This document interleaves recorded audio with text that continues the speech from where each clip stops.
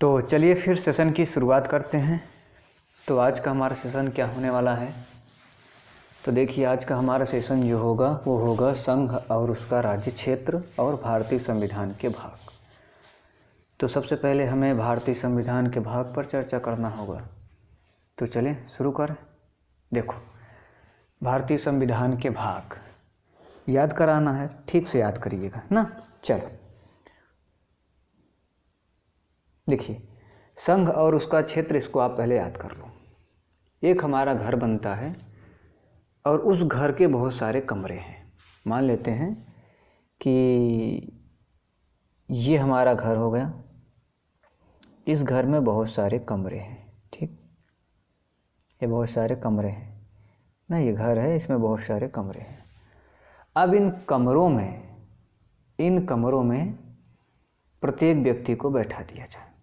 ठीक, बैठा दिया जाए तो उन व्यक्तियों को बैठाने के बाद उनका एक समूह बनेगा, यानी एक संघ बनेगा। जैसे एक व्यक्ति इस कमरे में है, एक व्यक्ति इस कमरे में है, एक व्यक्ति इस कमरे में, एक व्यक्ति इन सब व्यक्तियों का एक संघ बनेगा, यानी ये जो समूह बनेगा व्यक्तियों के समूह को, ये बन गया संघ। आपका बात समझ रहे हैं? ऐसा समझिए कि जैसे उत्तर प्रदेश, बिहार, हरियाणा, गुजरात, पश्चिम बंगाल, मध्य प्रदेश, ये सब क्या है? ये छोटे छोटे राज्य हैं। ये एक राज्य होगा आपका, ये एक राज्य होगा, ये राज्य होगा, ये राज्य, ये सारे राज्य हैं। ठीक, और इनका एक संघ है, यानी मान लीजिए एक पिल्लर ये, एक पिल्लर ये, एक पिल्लर ये, ऐसे कर करके 28-29 हैं। ये इनके ऊपर की जो छत है ना, वो क्या है आपका संघ। संघ और उसका राज्य क्षेत्र की जब बात होगी तो आपको दिमाग में ये रखना है कि मान लेते हैं कि किसी कमरे में हम लोग हैं, उस कमरे में 28 या 29 कमरे हैं, बट वो 28-29 कमरे जो हैं ना, वो उन कमरों का जो समूह है, उस समूह को हम संघ कहेंगे। ऐसा मानते हैं, है नहीं? ऐसा मान लीजिए, मानने में क्या जा रहा है, मानो तो भगवान है तो पुत्र तो ऐसा मानते हैं क्या, छोटे छोटे कमरे हो गए और उन कमरों का जो समूह है ना, उसको मान लेते हैं एक संघ। ऐसा ना समझो तो जैसे एक व्यक्ति, दो व्यक्ति, ऐसे ऐसे करके गांव का पूरा व्यक्ति बन गया, फिर समाज बना, समाज से फिर ऐसा पूरा गांव बन गया, फिर विकास, सब बनता गया। ऐसा होगा। जैसा भी आपको समझना है आप समझ लेना, जो भी उदाहरण आपको मन में हो समझ लेना। मेरा जो उद्देश्य था मैंने बता दिया। यदि आपसे पूछा जाए संघ और उसका राज्य क्षेत्र भारतीय संविधान के किस अनुच्छेद में है, आर्टिकल की बात करें तो आप बताइएगा कि देखिए साहब, जो भारतीय संविधान है ना, भारतीय संविधान के भाग 1, पहले क्या, भारतीय संविधान के भाग 1 के अनुच्छेद 1 से 4 के बीच वर्णित है। जैसे आपको बोलना हो तो सेंटेंस के फॉर्म में बोलना कि भारतीय संविधान के भाग 1 अनुच्छेद 1 से 4 के बीच संघ एवं उसके राज्य क्षेत्र का उल्लेख है। ठीक, अब मेरी बात सुनो, हम जिस कमरे में हैं उस कमरे में रहने के लिए हमें क्या चाहिए। मान लीजिए हम जिस राज्य में हैं या जिस देश में हैं, उस देश या राज्य, उस कमरे में रहने के लिए हमें क्या चाहिए तो सीधी सी बात है, वहाँ पे रहने के लिए आपको नागरिकता चाहिए। पहला पॉइंट कि आप घर बनाओगे, दूसरा पॉइंट जिस देश या जिस राज्य में रहोगे तो उसमें रहने के लिए आपको क्या चाहिए, तो रहने के लिए वहाँ पे हमें नागरिकता चाहिए। क्या चाहिए? नागरिकता। अब आप बताओगे दूसरा नंबर हमें नागरिकता, पहले देखिए घर बना लिए, दूसरा उसमें रहने गए। जब हम रहने गए और रहने लगे तो वहाँ की हमें नागरिकता लेनी पड़ेगी। ठीक, यदि आपसे पूछा जाए कि भारतीय संविधान के किस अनुच्छेद के किस भाग में नागरिकता का प्रावधान है, तो देखिए घबराने की बात नहीं, घबरा मत। पहले आप ध्यान दो कि मैं एक कमरे में हूँ, कमरे में जो हूँ वो कमरा मान लो कि उत्तर प्रदेश, मध्य प्रदेश है। यहाँ रहने के लिए हमें नागरिकता चाहिए, भारत देश में रहना है। तो जब रहना है तो नागरिकता के लिए हमें क्या करना पड़ेगा, तो नागरिकता का जो प्रावधान हो भारतीय संविधान के अनुच्छेद 5 से 11 के बीच है। कहाँ से कहाँ तक? 5 से 11 के बीच। अब चलिए, अब जब भैया आपको नागरिकता मिल गई, आपका घर बन गया, नागरिकता मिल गया, तो आप सोचोगे कि हमें कुछ ना कुछ अधिकार मिले। हर देश में, चाहे वो कोई भी देश हो, तो आप कोई ना कोई अधिकार आपको मिलना चाहिए। वो अधिकार कौन सा होना है? तो आपको मौलिक अधिकार, जो मौलिक अधिकार है वो आपका तीसरा नंबर बात होगा। पहले आपने घर बनाया, फिर दूसरे नंबर पे नागरिकता लिया, तीसरे नंबर पे आपका आता है मौलिक अधिकार। यदि हम आपसे पूछें कि भारतीय संविधान के किस अनुच्छेद के किस भाग में मौलिक अधिकार का उल्लेख है, तो आप प्रेम से बोलना कि देखिए भाई, सबसे पहले तो हमने घर बनाया, फिर दूसरा पॉइंट हमने वहाँ नागरिकता लिया, तीसरा मतलब कि भारतीय संविधान के भाग 3 अनुच्छेद 5 से 11 के बीच तो हमारी नागरिकता थी, तो 11 एक बढ़ा दो, 12 से 35 के बीच हमारा क्या होगा? मौलिक अधिकार।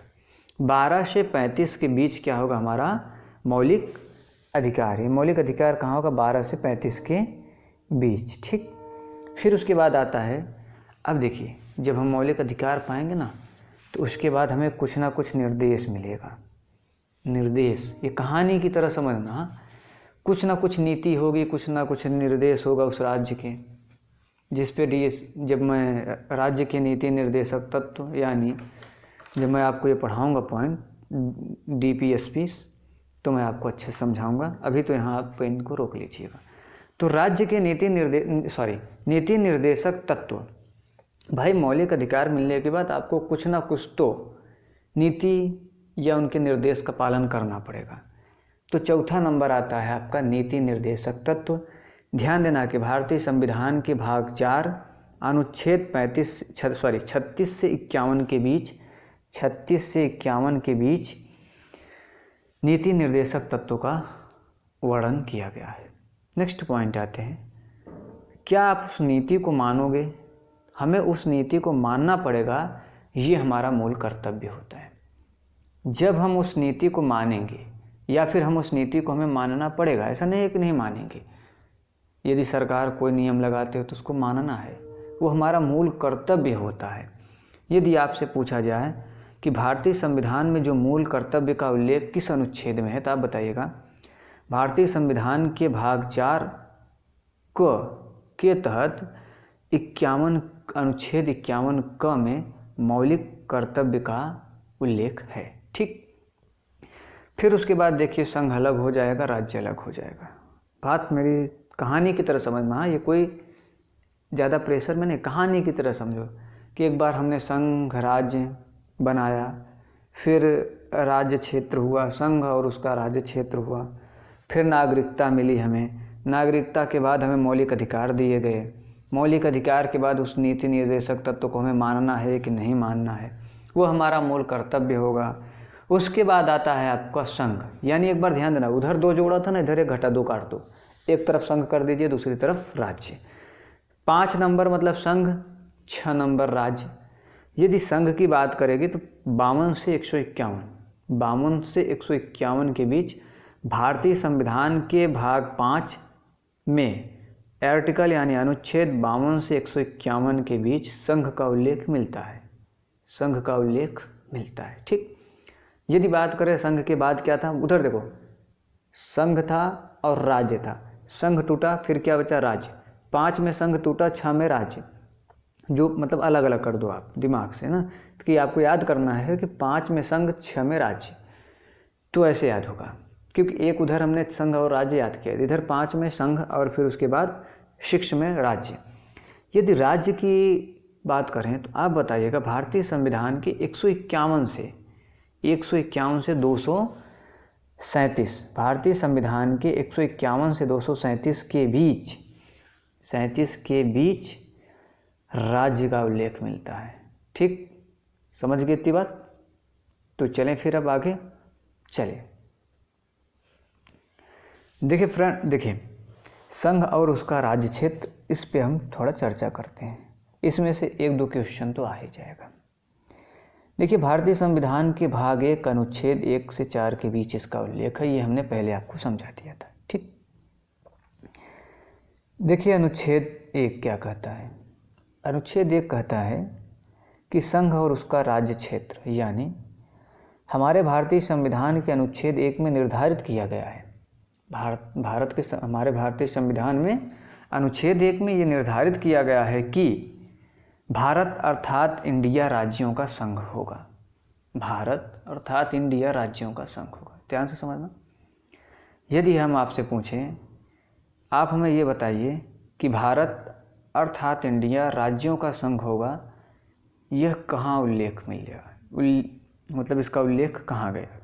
आप कहोगे कि हमारे भारतीय संविधान अनुच्छेद 1 में निर्धारित किया गया है कि भारत अर्थात इंडिया राज्यों का संघ होगा। किसमें?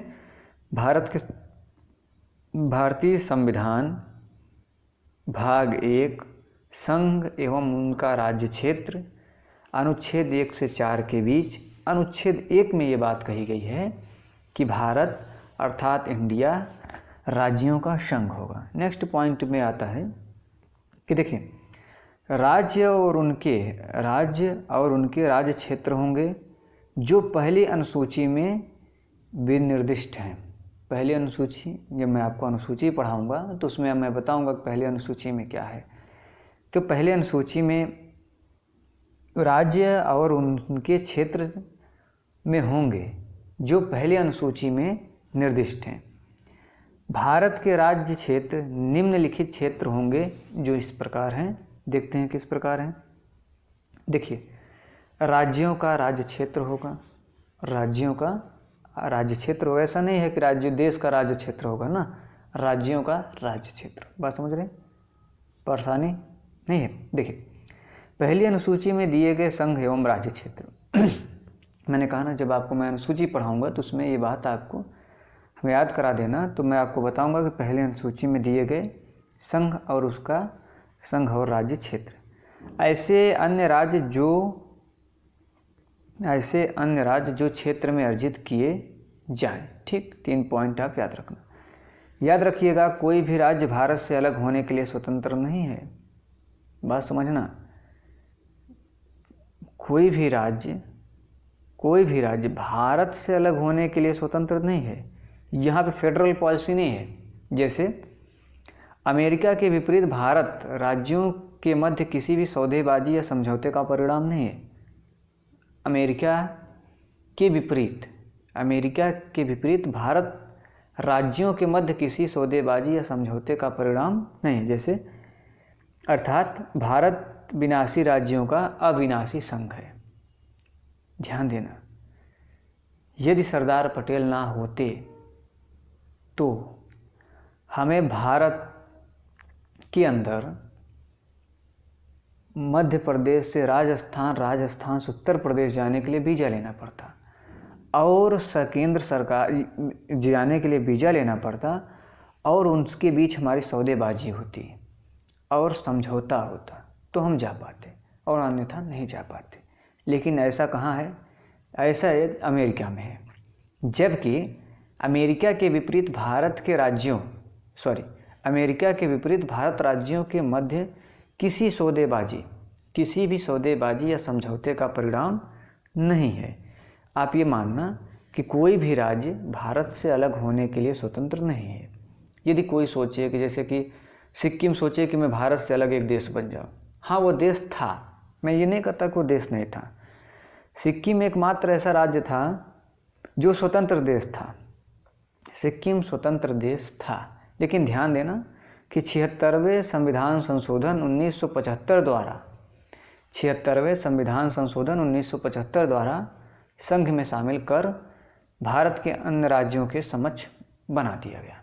इतनी बात समझ में आ गई? आगे बढ़ें। देखिए, अब हमारा अनुच्छेद 2 बोलता है कि नए राज्यों का प्रवेश एवं स्थापना। ध्यान देना, हमारी संसद के पास इतनी शक्ति है, यदि वो चाहे तो किसी भी राज्य के 2 खंड कर सकता है। लेकिन विधि द्वारा ऐसे निबंधन और शर्त जो ठीक समझे संघ में नए राज्य की प्रवेश और इसकी स्थापना की शक्ति प्रदान की गई है। संघ में नए राज्य संघ में नए राज्य का प्रवेश ना, इसकी स्थापना की शक्ति प्रदान की गई है। ठीक, उसके बाद आपका आता है भारतीय संविधान के अनुच्छेद 2 के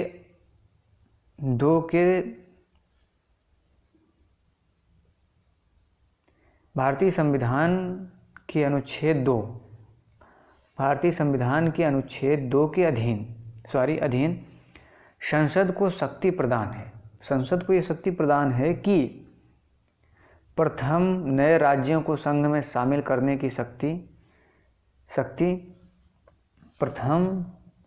प्रथम नए राज्यों को संघ में शामिल करने की शक्ति। ठीक, शक्ति। पहले का संबंध उन राज्यों से हो, पहले उन राज्यों से कोई ना कोई संबंध हो। ऐसा नहीं है कि पाकिस्तान को उठा के भारत में मिला लें, ऐसा नहीं। उसमें साफ लिखा गया कि भारतीय संविधान के अनुच्छेद 2 के अधीन संसद को यह शक्ति प्रदान है कि प्रथम मतलब कि नए राज्यों को संघ में शामिल करने की शक्ति, पहले का संबंध उन राज्यों से यदि है तो ठीक, जो पहले से ही विद्यमान है।